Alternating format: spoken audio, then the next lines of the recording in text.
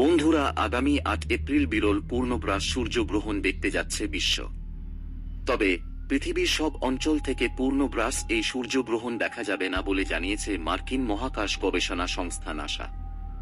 বিরল এ সূর্যগ্রহণের ফলে ওই দিন মেক্সিকো, যুক্তরাষ্ট্র ও কানাডায় সূর্যকে পুরোপুরি ঢেকে ফেলবে চাঁদ।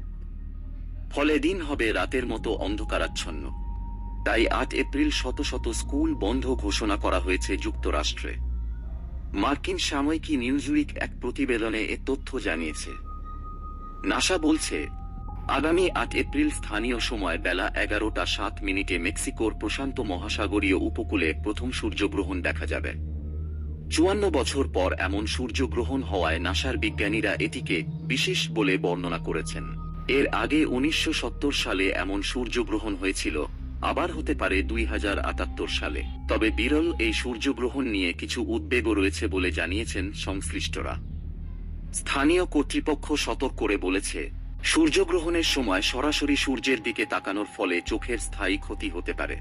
যুক্তরাষ্ট্রের Texas, Oklahoma, Arkansas, Missouri, Illinois, Kentucky, Indiana, Ohio, Pennsylvania, new York, Vermont, new Hampshire এবং মেইন অঙ্গরাজ্য থেকে পূর্ণগ্রাস এই সূর্যগ্রহণ দেখা যাবে।